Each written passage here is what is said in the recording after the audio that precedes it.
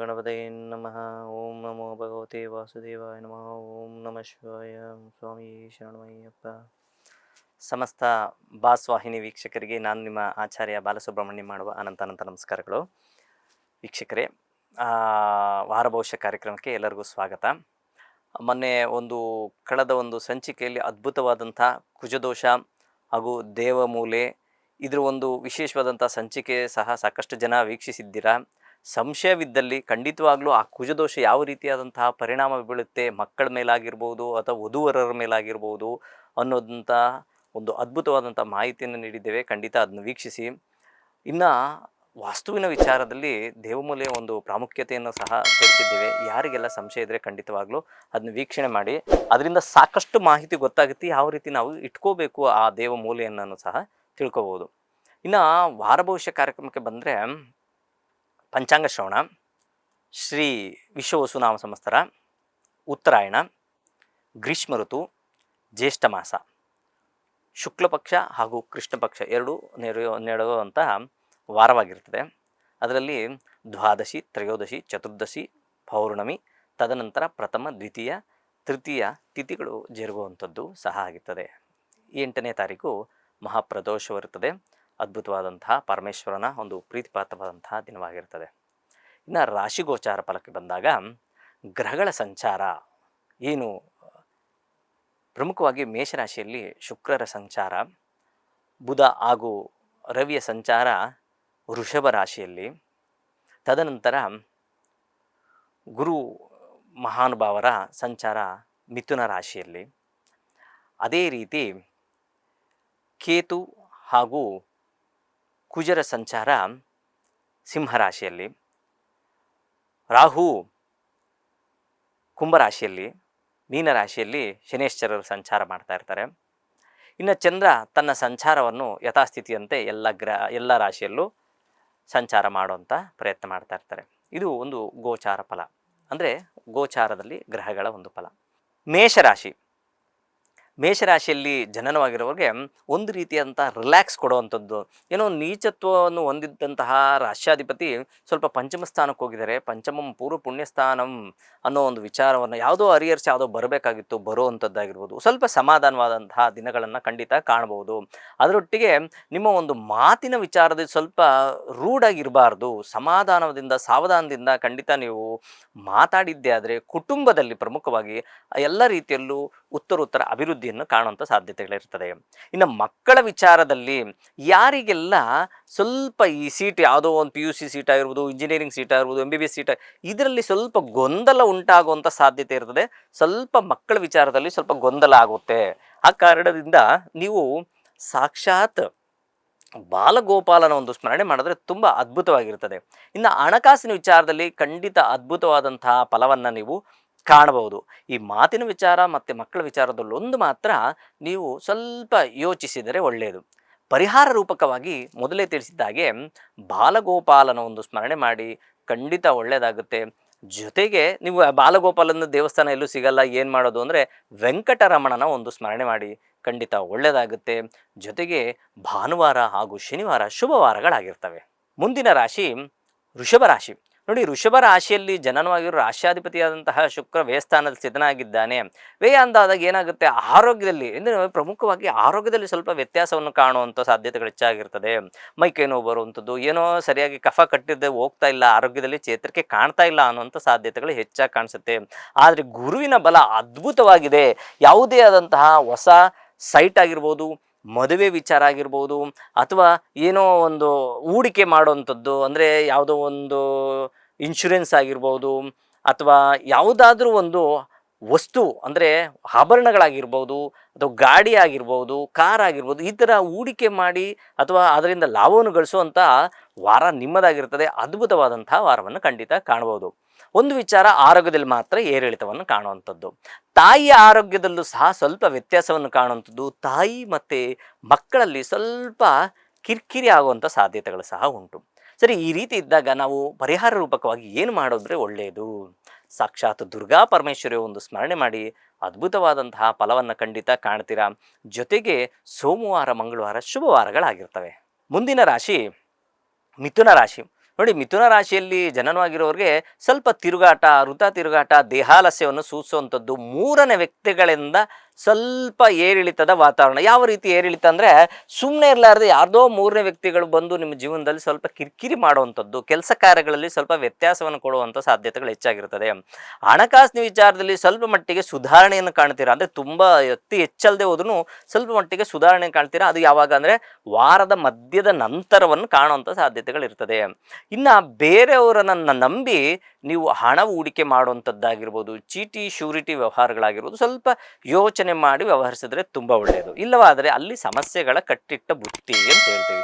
ಸರಿ, ಈ ರೀತಿ ಮಿಶ್ರದಾಯಕವಾಗಿದ್ದಾಗ ನಾವು ಯಾವ ರೀತಿಯಾದಂತಹ ಪರಿಹಾರ ಮಾಡ್ಕೋಬೇಕು? ಖಂಡಿತ ನೀವು ಸುಬ್ರಹ್ಮಣ್ಯನ ಒಂದು ಸ್ಮರಣೆ ಮಾಡ್ತಾ ಬನ್ನಿ. ಎಲ್ಲ ರೀತಿಯಲ್ಲೂ ಅದ್ಭುತವಾದಂತಹ ಫಲವನ್ನು ಕಾಣ್ತೀರಾ. ಮಂಗಳವಾರ ಹಾಗೂ ಬುಧವಾರ ಶುಭವಾರಗಳಾಗಿರ್ತವೆ. ಮುಂದಿನ ರಾಶಿ ಕರ್ಕಾಟಕ ರಾಶಿ. ಕರ್ಕ ರಾಶಿಯಲ್ಲಿ ಜನನವಾಗಿರೋರಿಗೆ ಉತ್ತರ ಅಭಿವೃದ್ಧಿ. ನೋಡಿ, ವ್ಯಯಸ್ಥಾನದಲ್ಲಿ ಗುರು ಸಂಚಾರ ಮಾಡಿದ್ರೂ ಏನೋ ಒಂದು ರೀತಿಯಾದಂತಹ ನಿರಾಳವಾದಂತಹ ಮನಸ್ಸನ್ನು ಕಾಣುವಂಥದ್ದು, ಹಣಕಾಸಿನ ವಿಚಾರದಲ್ಲಿ ಸುಧಾರಣೆಯನ್ನು ಕಾಣುವಂಥದ್ದು. ಯಾವ ಒಂದು ಕೆಲಸ ಮಾಡೋಕ್ಕೆ ಹೋದ್ರೂ ಒಂದು ರೀತಿಯಾದಂಥ ಸಕ್ಸಸ್ ರೇಟ್ನ ಸ್ವಲ್ಪ ಮಟ್ಟಿಗಾದರೂ ಕಾಣುವಂಥ ಸಾಧ್ಯತೆಗಳು ಹೆಚ್ಚಾಗಿರ್ತದೆ. ಆದರೆ ಒಂದು ವಿಚಾರವನ್ನು ನೀವು ಗಮನ ಹರಿಸಬೇಕು. ಕುಟುಂಬದಲ್ಲಿ ಯಾವುದೇ ವಿಚಾರಕ್ಕಾಗಲಿ ಆತುರ ಸ್ವಭಾವದಿಂದ ಮಾತಾಡಬಾರ್ದು. ಇಲ್ಲ ಆದರೆ ಕುಟುಂಬದಲ್ಲಿ ಗಲಾಟೆ ಆಗುವಂಥದ್ದು. ಯಾಕೆ ಅಂದರೆ ದ್ವಿತೀಯ ಸ್ಥಾನಂ ವಾಕ್ಸ್ಥಾನಂ ಅಂತ ಹೇಳ್ತೀವಿ. ಆ ವಾಕ್ಸ್ಥಾನದಲ್ಲಿ ಮಹಾನುಭಾವನಾದಂತಹ ಕೇತು ಹಾಗೂ ಕುಜರ ಸಂಯೋಗ ಇದ್ದಾಗ ಈ ರೀತಿ ಮಾತಿನ ವಿಚಾರದಲ್ಲಿ ಸ್ವಲ್ಪ ಬ್ರೇಕಪ್ ಆಗುವಂಥದ್ದು ಸಹ ಸಾಧ್ಯತೆಗಳು ಹೆಚ್ಚಾಗಿರ್ತದೆ. ಇನ್ನು ಮಿಕ್ಕೆಲ್ಲ ವಿಚಾರಗಳಲ್ಲೂ ಸಂಪೂರ್ಣವಾದಂತಹ ಶೋಫಲಗಳನ್ನು ಖಂಡಿತ ಕಾಣ್ತೀರಾ. ಸರಿ, ಪರಿಹಾರ ರೂಪಕವಾಗಿ ವಾಗ್ದೇವಿ ಸರಸ್ವತಿಯ ಸ್ಮರಣೆ ಮಾಡಿ ಅಥವಾ ಹೆಣ್ಣು ದೇವರ ಒಂದು ಸ್ಮರಣೆ ಮಾಡಿ ಖಂಡಿತ ಎಲ್ಲ ವಿಚಾರದಲ್ಲೂ ಯಶಸ್ಸು ಏಳಿಗೆಯ ದಾರಿ ನೀವು ಕಾಣಬಹುದು. ಇನ್ನು ಸೋಮವಾರ ಹಾಗೂ ಶನಿವಾರ ಶುಭವಾರಗಳಾಗಿರ್ತವೆ. ಮುಂದಿನ ರಾಶಿ ಸಿಂಹರಾಶಿ. ಸಿಂಹರಾಶಿಯಲ್ಲಿ ಜನನವಾಗಿರೋರಿಗೆ ಉತ್ತರ ಅಭಿವೃದ್ಧಿ. ನೋಡಿ, ಯಾವಾಗ ಗುರುವಿನ ಬಲವಿರ್ತದೋ ನಾವೆಲ್ಲ ವಿಚಾರಗಳನ್ನು ದೀರ್ಘಕಾಲವಾಗಿ ಸಂಚಾರ ಮಾಡುವಂತಹ ಗ್ರಹಗಳಿಂದಲೇ ಆಧಾರ ಮಾಡುವಂಥದ್ದು ಅಂತ ಹೇಳ್ತೀವಿ. ಅದೇ ರೀತಿ 1 ವರ್ಷಗಳ ಕಾಲ ಗುರುವಿನ ಸಂಚಾರದಿಂದ ನಿಮಗೆಲ್ಲ ವಿಚಾರದಲ್ಲೂ ಉತ್ತರ ಅಭಿವೃದ್ಧಿಯನ್ನು ಕಾಣುವಂಥದ್ದು, ಲಾಭದಾಯಕವಾದಂಥದ್ದು. ಅದರ ಒಟ್ಟಿಗೆ ನಿಮ್ಮ ಒಂದು ಯಾವುದೇ ಒಂದು ಸರ್ಕಾರಿ ವೃತ್ತಿಯಲ್ಲಿರಬಹುದು ಆಗಿರ್ಬೋದು ಅಥವಾ ಸ್ವಂತ ವೃತ್ತಿ ಆಗಿರ್ಬೋದು, ಅಂಥವ್ರಿಗಂತೂ ಅದ್ಭುತವಾದಂತಹ ಫಲವನ್ನು ಕೊಡುವಂಥ ವಾರ ನಿಮ್ಮದಾಗಿರ್ತದೆ. ಆರೋಗ್ಯದಲ್ಲಿ ಸ್ವಲ್ಪ ಯಾರೆಲ್ಲ ಅಡಿಕ್ಷನ್, ಏನೇ ಒಂದು ಸಣ್ಣ ಪುಟ್ಟ ಮೊಬೈಲ್ ನೋಡೋದು ಒಂದು ಅಡಿಕ್ಷನ್ನೇ, ಏನೋ ಬೇರೆ ರೀತಿಯಾದಂತಹ ಧೂಮಪಾನ ಆಗಿರ್ಬೋದು, ಮದ್ಯಪಾನ, ಇದೆಲ್ಲ ಅಡಿಕ್ಷನ್ ಇರಬಾರ್ದು. ಎಷ್ಟು ಬೇಕೋ, ಯಾಕೆಂದರೆ ಅಷ್ಟರಿಂದ ನಿಮ್ಮ ಸಮಸ್ಯೆಗಳು ಜಾಸ್ತಿ ಆಗುವಂಥ ಸಾಧ್ಯತೆಗಳಿರ್ತದೆ. ಆ ಕಾರಣದಿಂದ ಅಡಿಕ್ಷನನ್ನು ಕಮ್ಮಿ ಮಾಡಿಕೊಂಡ್ರೆ ಈ ವಾರ ತುಂಬ ಒಳ್ಳೆಯದು. ಇನ್ನು ಮಕ್ಕಳಲ್ಲಿ ಉತ್ತರೋತ್ತರ ಅಭಿವೃದ್ಧಿ, ಮಕ್ಕಳ ವಿಚಾರದಲ್ಲಿ ಅದ್ಭುತವಾದಂತಹ ಯೋಗ ಸಿಗುವಂಥದ್ದು. ಅದರೊಟ್ಟಿಗೆ ಮಕ್ಕಳ ವಿಚಾರದಲ್ಲಿ ಲಾಭದಾಯಕವನ್ನು ಪಡೆಯುವಂಥದ್ದು. ಅದೇ ರೀತಿ ಯಾರಿಗೆಲ್ಲ ಸಂತಾನ ಭಾಗ್ಯಲ್ಲೂ ಅವ್ರಿಗೂ ಸಹ ಒಂದು ಸಿಹಿ ಸುದ್ದಿಯನ್ನು ಕೇಳುವಂಥದ್ದು, ವಿವಾಹ ವಿಚಾರದಲ್ಲಿ ನಿಶ್ಚಯವಾಗುವಂಥದ್ದು. ಈ ರೀತಿಯಾದಂಥ ಶುಭಫಲಗಳನ್ನು ಖಂಡಿತ ನೀವು ಕಾಣುವಂಥ ಸಾಧ್ಯತೆಗಳು ಹೆಚ್ಚಾಗಿರ್ತದೆ. ಇನ್ನು ಸ್ವಲ್ಪ ಮಟ್ಟಿಗೆ ಆರೋಗ್ಯದಲ್ಲಿ ಏರಿಳಿತ, ಅರ್ಧಂಬರ್ಧ ನಿದ್ರೆ ಆಗುವಂಥ ಸಾಧ್ಯತೆ ಇರ್ತದೆ. ಈ ಕಾರಣದಿಂದ ನೀವು ಸೋಮಶೇಖರ ಈಶ್ವರನ ಒಂದು ಸ್ಮರಣೆ ಮಾಡ್ತಾ ಬಂದರೆ ಖಂಡಿತ ಒಳ್ಳೆಯದಾಗುತ್ತೆ. ಉತ್ತರೋತ್ತರ ಅಭಿವೃದ್ಧಿಯನ್ನು ಸಹ ನೀವು ಹೊಂದ್ತೀರಾ. ಭಾನುವಾರ, ಸೋಮವಾರ ಹಾಗೂ ಗುರುವಾರ ಶುಭವಾರಗಳಾಗಿರ್ತವೆ. ಮುಂದಿನ ರಾಶಿ ಕನ್ಯಾ ರಾಶಿ. ನೋಡಿ, ಕನ್ಯಾ ರಾಶಿಯಲ್ಲಿ ಜನನವಾಗಿರೋರಿಗೆ ಏನೋ ಒಂದು ಕೆಲಸ ಮಾಡೋಕ್ಕೆ ಹೋಗ್ತೀರಾ, ಇವತ್ತು ಬೇಗ ಕೆಲಸ ಮಾಡಬೇಕು, ಮುಗಿಸ್ಬಿಡ್ಬೇಕು ಅನ್ನೋ ಒಂದು ನಿಟ್ಟಿನಲ್ಲಿ ಬೇಗ ಏನೋ ಎದ್ದೇಳ್ತೀರಾ. ಆದರೆ ಏನು ಮಾಡ್ತೀರಾ, ಯಾವುದೋ ಒಂದು ಸಮಸ್ಯೆ ಒಂದು ತಗಲಾಕೊಂಡು ಏನೋ ನೀರು ಬರ್ತಾ ಇಲ್ಲ ಅಥವಾ ಕರೆಂಟ್ ಹೋಗಿರುತ್ತೆ ಅಥವಾ ಇನ್ನೊಂದು ಮತ್ತೊಂದು ಈ ರೀತಿಯಾದಂಥ ಅಬ್ಸ್ಟಕಲ್ಸ್ ಜಾಸ್ತಿ ಬರುವಂಥದ್ದು, ಅಡೆತಡೆಗಳು ಜಾಸ್ತಿ ಬರುವಂಥ ಸಾಧ್ಯತೆಗಳು ಹೆಚ್ಚಾಗಿರ್ತದೆ. ಈ ಅಡೆತಡೆಗಳನ್ನು ಸ್ವಲ್ಪ ಮುಂದಕ್ಕೆ ಹಾಕಿದ್ರೆ ಖಂಡಿತ ಎಲ್ಲ ವಿಚಾರದಲ್ಲೂ ಯಶಸ್ಸಿನ ಹಾದಿ ಖಂಡಿತ ಕಟ್ಟಿಟ್ಟ ಬುತ್ತಿ. ಯಾಕಂದರೆ ದಶಮ ಸ್ಥಾನದಲ್ಲಿ ಗುರುವಿನ ಸಂಚಾರ ಮಾಡಬೇಕಾದ್ರೆ ದಶಮಂ ಕರ್ಮಸ್ಥಾನಂ ಅಂತ ಹೇಳ್ತೀವಿ. ನಾವು ಮಾಡೋಂಥ ಕೆಲಸ ಕಾರ್ಯಗಳಿಗೆ ಕರ್ಮಸ್ಥಾನವೇ ದಶಮ ಅಂತ ಹೇಳ್ತೀವಿ. ಆ ಕರ್ಮಸ್ಥಾನಕ್ಕೆ ನೀವು ಮಾಡೋಂಥ ಕೆಲಸದಲ್ಲಿ ಏಳಿಗೆ ಆಗಬೇಕು ಅನ್ನೋ ಒಂದು ನಿಟ್ಟು ನಿಮ್ಮಲ್ಲಿ ಇರ್ತದೆ. ಆದರೆ ಅಲ್ಲಿ ಸ್ವಲ್ಪ ವ್ಯತ್ಯಾಸವನ್ನು ಕಾಣಿಸ್ತದೆ. ಯಾಕೆಂದರೆ ವ್ಯಯಸ್ಥಾನದಲ್ಲಿ ಕೇತು ಮತ್ತು ಕುಜರ ಸಂಯೋಗ ಇದ್ದರಿಂದ ಈ ರೀತಿಯಾದ. ಸರಿ, ಈ ರೀತಿ ಇದ್ದಾಗ ನಾವು ಯಾವ ರೀತಿಯಾದಂತಹ ಪರಿಹಾರ ಮಾಡ್ಕೋಬೇಕು ಅಂದರೆ ಸಾಕ್ಷಾತ್ ವಿನಾಯಕನ ಒಂದು ಸ್ಮರಣೆ ಮಾಡಿ ಖಂಡಿತ ಎಲ್ಲ ವಿಚಾರದಲ್ಲೂ ಉತ್ತರೋತ್ತರ ಅಭಿವೃದ್ಧಿಯನ್ನು ಕಾಣ್ತೀರಾ. ಜೊತೆಗೆ ಬುಧವಾರ ಹಾಗೂ ಸೋಮವಾರ ಶುಭವಾರಗಳಾಗಿರ್ತವೆ. ಮುಂದಿನ ರಾಶಿ ತುಲಾರಾಶಿ. ನೋಡಿ, ತುಲಾ ರಾಶಿಯಲ್ಲಿ ಜನನವಾಗಿರೋರು ರಾಶ್ಯಾಧಿಪತಿಯಾದಂತಹ ಶುಕ್ರ ಸಪ್ತಮ ಸ್ಥಾನದಲ್ಲಿ ಸಂಚಾರ ಮಾಡ್ತಾನೆ, ತನ್ನ ಮನೆಯನ್ನು ತಾನು ನೋಡ್ತಾ ಇದ್ದಾನೆ. ಒಂದು ವಿಶೇಷವಾದಂತಹ ಯೋಗ, ಜೊತೆಗೆ ಗುರುವಿನ ಬಲ ಇರ್ತದೆ, ಅದು ಒಂದು ರೀತಿಯಾದಂತಹ ವಿಶೇಷವಾದಂಥ ಯೋಗ. ನೀವು ಏನು ಅಂದ್ಕೊಂಡಿರ್ತಾರೆ ಗೊತ್ತಾ, ತುಲಾ ರಾಶಿಯವರಿಗೆ ಸಾಕಷ್ಟು ಸಮಸ್ಯೆಗಳು ಬಂದ್ಬಿಟ್ಟಿರ್ತದೆ ಈಗಾಗಲೇ. ಅದರಿಂದ ಹೆಂಗಾದ್ರೂ ಆಗಿ ಪಾರಾಗಬೇಕು. ಎಲ್ಲ ಮಾಧ್ಯಮದಲ್ಲಿ ಹೇಳ್ತಾ ಇದ್ದಾರೆ ತುಲಾರಾಶಿಯವ್ರಿಗೆ ಗುರುಬಲ ಬಂದಿದೆ, ಎಲ್ಲ ವಿಚಾರದಲ್ಲಿ ಅನುಕೂಲ ಆಗಿದೆ. ಆದರೂ ಸಹ ನಿಮಗೆ ಸಂಪೂರ್ಣವಾದಂತಹ ಫಲವು ಸಿಗ್ತಾ ಇರಲ್ಲ. ಬೇಕಾದ್ರೆ ಇದು ಬರೆದಿಟ್ಕೊಳ್ಳಿ. ಯಾಕೆ ಸಿಗ್ತಾ ಇಲ್ಲ ಅಂದರೆ, ನಿಮ್ಮದು ಅತಿ ಹೆಚ್ಚಾದಂಥ ಸಮಸ್ಯೆಗಳನ್ನು ಮಾಡ್ಕೊಂಡಿರ್ತೀರ. ಆ ಸಮಸ್ಯೆಗಳಿಂದ ದೂರ ಆಗಬೇಕು ಅಂದರೆ ನಿಧಾನವಾಗಿ ನೀವು ಆ ಸಮಸ್ಯೆಗಳಿಂದ ಆಚೆ ಬರಬೇಕು. ಆಚೆ ಬರಲಿಲ್ಲ ಅಂದರೆ ಆ ಸಮಸ್ಯೆಗಳು ದುಪ್ಪಟ್ಟಾಗುವಂಥ ಸಾಧ್ಯತೆಗಳು ಸಹ ಉಂಟು. ಗುರುವಿನ ಬಲ ಇದೆ, ಅದನ್ನು ನಾನು ಒಪ್ಕೊತೀನಿ. ಆದರೆ ಅದರ ಒಟ್ಟಿಗೆ ನಿಮ್ಮ ಒಂದು ಸಮಸ್ಯೆಗಳು ಸಹ ಹೆಚ್ಚಾಗಿರೋದು. ಸರಿ, ಏನು ಮಾಡಬೇಕು ಈ ರೀತಿ ಇದ್ದಾಗ ಅಂದರೆ, ಸಂಪೂರ್ಣವಾದಂತಹ ಮಹಾಲಕ್ಷ್ಮಿ ಒಂದು ಸ್ಮರಣೆ ಮಾಡಬೇಕು. ಪ್ರತಿನಿತ್ಯ ಓಂ ಶ್ರೀ ಮಹಾಲಕ್ಷ್ಮೀ ನಮಃ ಇಷ್ಟೇ ಸಾಕು. ಆ ಮಹಾಲಕ್ಷ್ಮಿ ಖಂಡಿತ ನಿಮ್ಗೆ ಒಳ್ಳೇದು ಮಾಡ್ತಾರೆ. ಜೊತೆಗೆ ಯಾವುದಾದ್ರೂ ಲಕ್ಷ್ಮೀನಾರಾಯಣ, ಲಕ್ಷ್ಮೀ ನರಸಿಂಹ, ಲಕ್ಷ್ಮೀ ವೆಂಕಟೇಶ್ವರ ದೇವಾಲಯಕ್ಕೆ ಹೋಗಿ ಒಂದು 5 ಪ್ರದಕ್ಷಿಣೆ ಹಾಕುವಂಥ ಪ್ರಯತ್ನಗಳು ಮಾಡಿ. ಪ್ರತಿನಿತ್ಯ ಆಗಲಿ ಅಂದ್ರೆ ಅಟ್ಲೀಸ್ಟ್ ಶುಕ್ರವಾರನಾದರೂ ಮಾಡುವಂಥ ಪ್ರಯತ್ನ ಮಾಡಿ, ಅಥವಾ ಬುಧವಾರನಾದರೂ ಮಾಡುವಂಥ ಪ್ರಯತ್ನ ಮಾಡಿ. ಖಂಡಿತ ಒಳ್ಳೆಯದಾಗುತ್ತೆ. ಇನ್ನು ಶುಕ್ರವಾರ ಹಾಗೂ ಗುರುವಾರ ಶುಭವಾರಗಳಾಗಿರ್ತವೆ. ಮುಂದಿನ ರಾಶಿ ವೃಶ್ಚಿಕ ರಾಶಿ.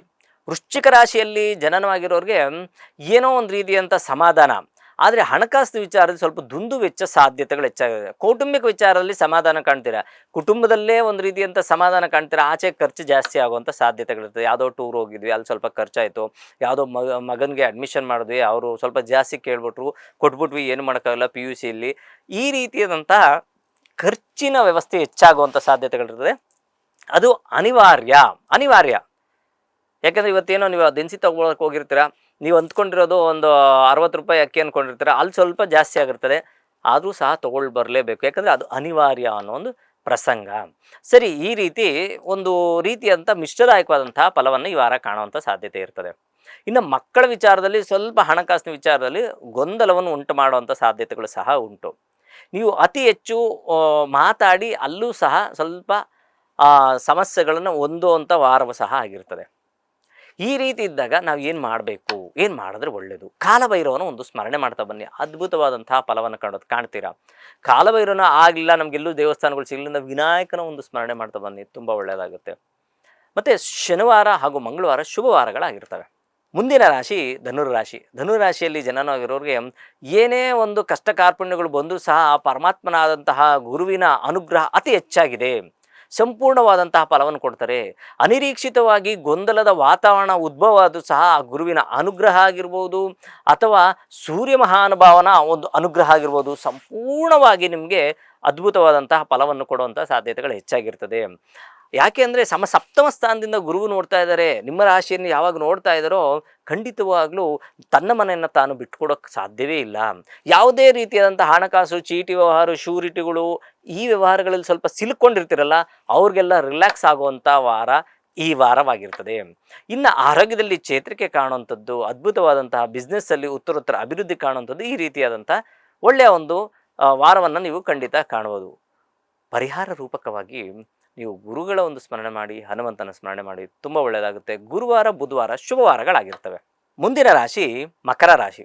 ಮಕರ ರಾಶಿಯಲ್ಲಿ ಜನನವಾಗಿರೋ ನೋಡಿ, ಷಷ್ಠ ಸ್ಥಾನದಲ್ಲಿ ಗುರುವಿನ ಸಂಚಾರ ಮಾಡುವಾಗ ಆರೋಗ್ಯದಲ್ಲಿ ಸ್ವಲ್ಪ ವ್ಯತ್ಯಾಸ ನೋಡಿ. ಕೊಲೆಸ್ಟ್ರಾಲ್ ಎಲ್ಲ ಸ್ವಲ್ಪ ಕಮ್ಮಿ ಮಾಡ್ಕೊಂಡ್ರೆ ಒಳ್ಳೆಯದು. ಯಾಕೆಂದರೆ ಅನಿರೀಕ್ಷಿತವಾಗಿ ಸ್ವಲ್ಪ ಏರಿಳಿತದ ವಾತಾವರಣ ಕಾಣುವಂಥದ್ದು, BP ಆಗಿರ್ಬೋದು, ಸ್ವಲ್ಪ ಆರೋಗ್ಯದಲ್ಲಿ ಸ್ವಲ್ಪ ವ್ಯತ್ಯಾಸ ಕಾಣುವಂಥ ಸಾಧ್ಯತೆ ಇರ್ತದೆ.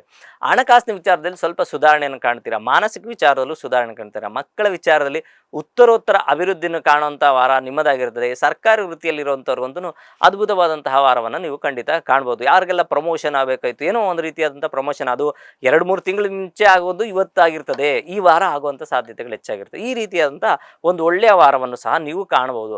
ಆರೋಗ್ಯದ ವಿಚಾರಕ್ಕಾಗಿ ಏನು ಮಾಡಬೇಕು ಅಂದರೆ, ಧನ್ವಂತರಿ ಒಂದು ಸ್ಮರಣೆ ಮಾಡಿ, ಅಥವಾ ನಾರಾಯಣನ ಒಂದು ಸ್ಮರಣೆ ಮಾಡಿ, ಒಳ್ಳೆಯ ಒಂದು ಫಲವನ್ನು ನೀವು ಕಾಣ್ಬೋದು. ಶುಕ್ರವಾರ ಹಾಗೂ ಶನಿವಾರ ಶುಭವಾರಗಳಾಗಿರ್ತವೆ. ಮುಂದಿನ ರಾಶಿ ಕುಂಭರಾಶಿ. ಕುಂಭರಾಶಿಯಲ್ಲಿ ಜನನವಾಗಿರೋರಿಗೆ ಉತ್ತರೋತ್ತರ ಅಭಿವೃದ್ಧಿ ನೋಡಿ. 7.5 ನಡೀತಾ ಇದೆ, ಇನ್ನೊಂದು 2-1/4 ವರ್ಷ ಇರ್ತದೆ. ಆ 7.5 ಟೈಮಲ್ಲೇ ನಿಮಗೆ ಖಂಡಿತ ಅದ್ಭುತವಾದಂತಹ ಫಲವನ್ನು ಕಾಣ್ತೀರಾ. ಉತ್ತರೋತ್ತರ ಅಭಿವೃದ್ಧಿ ಮಾಡುವಂಥದ್ದು, ಸೈಟ್ ತೊಗೊಳ್ಳೋವಂಥದ್ದಾಗಿರ್ಬೋದು, ಅಥವಾ ಯಾವುದೋ ಒಂದು ಅರಿಯರ್ಸ್ ಬರಬೇಕಾಗಿತ್ತು, ಪೂರ್ವ ಪುಣ್ಯ ಸ್ಥಾನದಿಂದ ಬರುವಂತಹ ಎಲ್ಲ ಅರಿಯರ್ಸ್ ಬರುವಂಥ ಸಾಧ್ಯತೆಗಳು ಹೆಚ್ಚಾಗಿರ್ತದೆ. ಸಂತಾನ ಯೋಗ ಅಂತ ಯೋಗವಾಗಿರುವಂಥದ್ದು, ಜೊತೆಗೆ ಅವಿವಾಹಿತರಿಗೆ ವಿವಾಹವಾಗುವಂಥ ಸಾಧ್ಯತೆಗಳು ಹೆಚ್ಚಾಗಿರುವಂಥದ್ದು, ಕೆಲಸ ಕಾರ್ಯಗಳಲ್ಲಿ ವಿಳಂಬತೆಯನ್ನು ತೋರಿಸುವಂಥವ್ರಿಗೆಲ್ಲ ಅಭಿವೃದ್ಧಿಯನ್ನು ಕಾಣುವಂಥ ವಾರ ಖಂಡಿತ ಕಟ್ಟಿಟ್ಟ ಬುತ್ತಿ. ಪರಿಹಾರ ರೂಪಕವಾಗಿ ನೀವು ಏನು ಮಾಡಬೇಕು ಅಂದರೆ ಹನುಮಂತನ ಸ್ಮರಣೆ, ಗುರುಗಳ ಸ್ಮರಣೆ ಮಾಡಿದ್ರೆ ಸಾಕು, ಎಲ್ಲ ವಿಚಾರದಲ್ಲೂ ಅಭಿವೃದ್ಧಿನ ಕಾಣ್ತೀರ. ಸೋಮವಾರ ಹಾಗೂ ಶನಿವಾರ ಶುಭವಾರಗಳಾಗಿರ್ತವೆ. ಮುಂದಿನ ರಾಶಿ ಮೀನರಾಶಿ. ನೋಡಿ, ಮೀನರಾಶಿಯವರು ಸಾಕಷ್ಟು ಭಯಭೀತರಾಗಿರ್ತಾರೆ.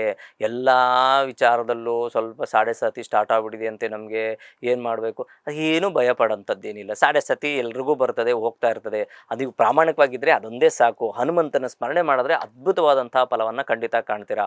ಮಕ್ಕಳ ವಿಚಾರದಲ್ಲಿ ಉತ್ತರೋತ್ತರ ಅಭಿವೃದ್ಧಿ ಕಾಣುವಂಥದ್ದು, ಹಣಕಾಸು ವಿಚಾರದಲ್ಲಿ ಸುಧಾರಣೆಯನ್ನು ಸಹ ಕಾಣುವಂಥದ್ದು, ಚತುರ್ಥ ಸ್ಥಾನದಲ್ಲಿ ಗುರು ಸಂಚಾರದ ತಾಯಿ ಆರೋಗ್ಯದಲ್ಲಿ ವೃದ್ಧಿಯನ್ನು ಕಾಣುವಂಥದ್ದು, ಈ ರೀತಿಯಾದಂಥ ಒಂದು ರೀತಿಯ ಸಮಾಧಾನವಾದಂತಹ ವಾರವನ್ನು ಖಂಡಿತ ನಿರೀಕ್ಷಿಸ್ಬೋದು.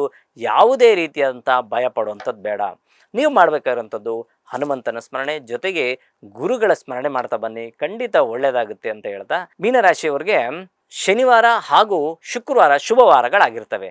ಈ ರೀತಿ ಹೇಳ್ತಾ ಈ ವಾರದ ಕಾರ್ಯಕ್ರಮ ಮುಗಿಸ್ತಾ ಇದ್ದೀನಿ. ಯಾವುದೇ ಸಂಶಯವಿದ್ದರೂ ಸಹ ನನ್ನ ನಂಬರ್ಗೆ ಒಂದು ಅಪಾಯಿಂಟ್ಮೆಂಟ್ ತೊಗೊಂಡು ನೀವು ಭೇಟಿ ಆಗ್ಬೋದು ಅಥವಾ ಆನ್ಲೈನ್ ಕನ್ಸಲ್ಟೇಷನ್ ಸಹ ಮಾಡ್ಬೋದು ಅಂತ ಹೇಳ್ತಾ ಎಲ್ಲರಿಗೂ ಶುಭವಾಗಲಿ. ಪ್ರಪಂಚದಲ್ಲಿರೋ ಪ್ರಾಣಿ ಪಕ್ಷಿ ಜೀವರಾಶಿ ಸಸ್ಯಚರ ಜಲಚರ ಎಲ್ಲರೂ ಚೆನ್ನಾಗಿರಲಿ ಅಂತ ಭಾವಿಸೋಣ. ಎಲ್ಲರೂ ಸಮಾನ ಮನಸ್ಕರಾಗಿ ಜೀವನ ಮಾಡೋಣ. ಎಲ್ಲರಿಗೂ ನಮಸ್ಕಾರ. ಲೇಟೆಸ್ಟ್ ಹಾಗೂ ಇಂಟ್ರೆಸ್ಟಿಂಗ್ ಸುದ್ದಿಗಳಿಗಾಗಿ ಬಾಸ್ ಟಿವಿ ಕನ್ನಡ ಚಾನೆಲ್ನ ಸಬ್ಸ್ಕ್ರೈಬ್ ಮಾಡಿ, ಹಾಗೆಯೇ ಬೆಲ್ ಐಕಾನ್ ಪ್ರೆಸ್ ಮಾಡಿ. ಇದರ ಜೊತೆಗೆ ಫೇಸ್ಬುಕ್, ಇನ್ಸ್ಟಾಗ್ರಾಮ್, ಎಕ್ಸ್ನಲ್ಲೂ ಮಿಸ್ ಮಾಡದೆ ಫಾಲೋ ಮಾಡಿ.